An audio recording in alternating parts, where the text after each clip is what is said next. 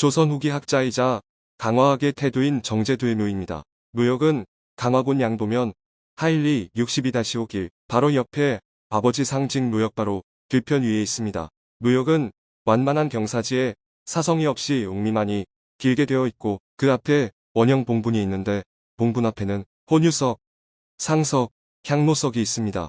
하계 부분에는 좌우에 민무늬로 된 상단에 띠를 2개 두른 망주석과 금관조복에 양관을 한 문인석이 있고 신대우가 글을 짓고 서영보가 글씨를 쓴 묘비가 있습니다.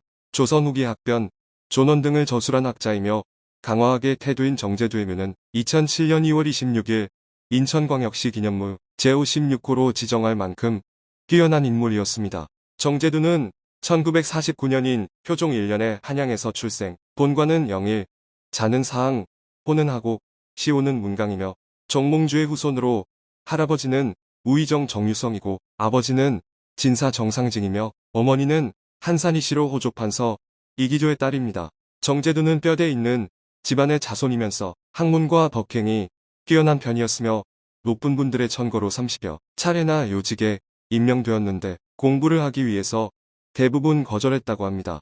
1680년 숙종 6년 영의정 김수항의 천거로 사포서 별제에 임명되었고 이어서 종부시 주부 공조좌랑에 임명되었으며 1688년 평택 현감에 임명되었고 이어서 서현관을 비롯하여 상령군수 종부시 주부 사원부장령 사원부 지비에 임명되었습니다. 1709년 강화도 하곡으로 옮겨 살았으며 호조참의 강원도 관찰사 동지중 주부사 한성보좌윤에 임명되었고 1722년 경종 2년 사원부대사원 2조 참판에 임명되었고 이어서 성균관 죄주 사원부대사원에 임명되었습니다.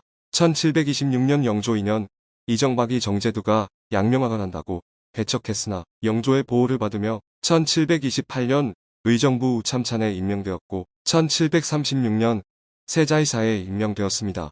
정제두는 서울에서 출생하여 24세에 과거 공부를 그만두고 양명학 연구에만 전념하였으며 61세에 선조들의 무덤이 있는 강화군 양도면 하일리 하곡마을로 옮겨와 살았습니다.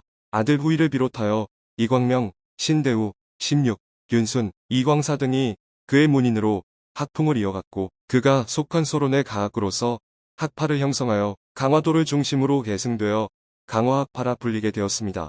정제두는 처음에는 주자학을 연구하다가 지식과 행동의 일치를 주장하는 양명학에 심취하여 확고한 신념으로 양명학의 이해를 체계화시키고 양명학파를 확립하였으며 양명학을 중심으로 한 강화학파는 정제두를 시작으로 이건창, 이건승을 이어 박은식과 정인보에게로 그 학통이 계승되었습니다.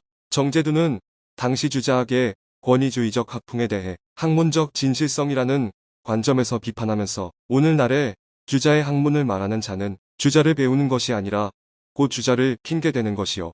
주자를 핑계대는 데에서 나아가 곧 주자를 억지로 끌어다 붙여서 그 뜻을 성취시키며 주자를 끼고 위험을 지어서 사사로운 계책을 이루려는 것이다. 라고 지적하였습니다.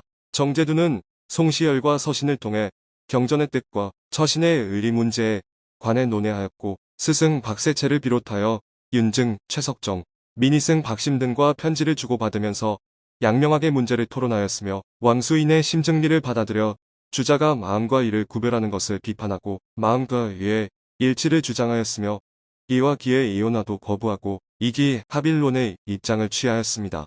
정제두는 양지의 개념에 대해서 지각이나 지식의 뜻과 구별하여 성체의 지어 본연의 선이며 오상의 질을 가리키는 것이라 하여 성의 본체라 하였고 마음의 본원과 양지의 본체를 동일시하고 있으며 바깥의 가장 큰 원은 천지만물인 동시에 마음을 가리킨다고 하였습니다. 정제두는 심성 정의 관계도 성은 양지의 본체이고 정은 양지의 작용이며 마음은 바로 양지의 전체라 이해하였고 지행합일설에 대해서도 지와 행을 둘로 나누어 놓는 것은 무력에 가려진 것이라 하고 양지의 본체에서 보면 지와 행이 하나라고 지적하였습니다.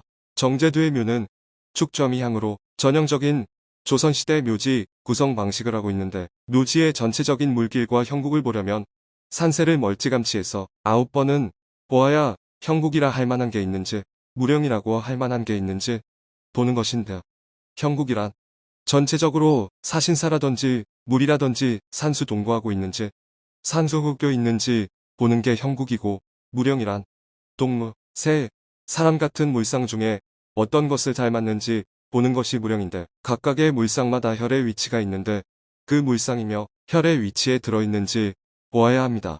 또한 산소 뒤쪽 현무정을 바라보고 얼마나 높게 들어왔는지, 현무정 뒤로 넘어가서 입수처가 똑바로 들어왔는지, 뱀이 기어가는 모습처럼 지그재그로 들어왔는지, 오르락 내리락 하듯이 기복 있게 내려왔는지 살펴보아서 일직선으로 내려왔으면 기운이 없다고 보아야 하고, 그렇지 않고 구불구불 기복 있게 들어왔다면 힘있게 들어와서 기운이 있다고 볼 수 있습니다. 그렇게 보고 난 후 산에 오르면서 물이 우측 어느 곳에서 흘러나오는지, 나온 물이 어디로 흘러가는지 보고 물이 들어오는 득수처와 물이 나가는 파구처를 알 수 있는데, 득수처는 길방향이어야 좋고 파구처는 흉방향인 것이 좋다고 할 수 있습니다. 묘소의 잔디나 주변에 나무와 풀이 자라는 이유는 물이 흐르기 때문이고, 묘지 주변에는 수맥이 있어야 합니다. 다만 매광 망자 모신고대만 수맥이 지나가지 않으면 아무런 문제가 되지 않습니다. 정제두묘는 혈장 끝 묘터 앞으로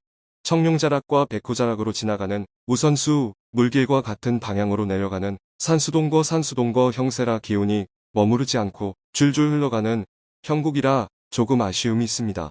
용이 흐르는 방향과 물길은 서로 감싸한 듯 어긋나의 혈장을 감싸는 형국이 되어서 좋다고 볼 수 있습니다. 정제두묘와 부모묘는 산의 용맥이 흐르는 아래쪽에 있고 자식인 정제두의 묘가 위쪽에 자리하고 있으므로 역장이라 할 수 있으며, 왕이 아닌 이상 자식이 부모묘의 위쪽에 묘를 배치하는 것은 옳지 않다고 볼 수도 있습니다. 그러나 현재 묘자리를 보면 정제두묘는 부모묘보다 위쪽에 있지만 정제두묘 앞을 보면 흙으로 돋운 흔적이 보이는데 이는 자연적으로 만들어진 생토지가 아니라는 뜻입니다. 그리고 입수처라 할 수 있는 결인처가 정확한 구분이 되지 않는 점과 부모합장묘 앞에 경사도를 감안할 때 정제두묘는 정열처가 아니고 부모묘가 정열자리라고 볼 수 있습니다.